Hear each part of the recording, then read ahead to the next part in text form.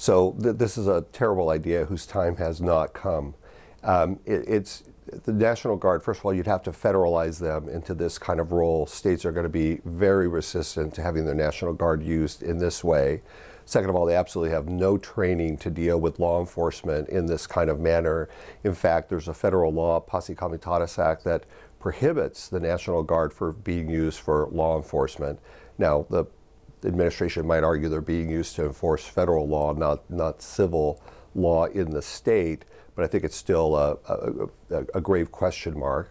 And many of them happen to be law enforcement personnel, firefighters, civil servants.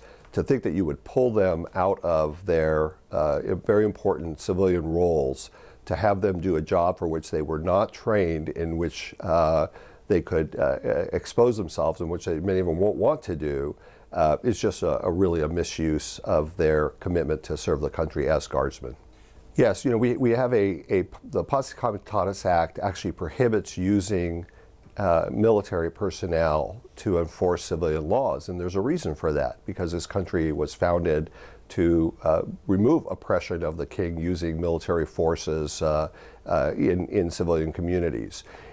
So it would be absolutely unprecedented. It's like trying to find a way to double or triple the size of the Border Patrol without ever having to go to Congress to ask for an appropriation to be able to do that.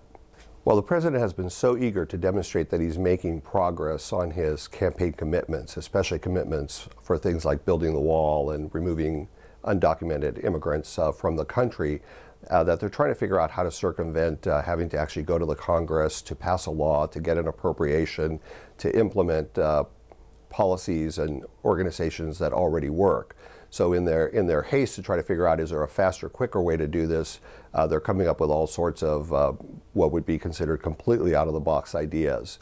This is clearly an out-of-the-box idea, but it's one that needs to be put back in the box.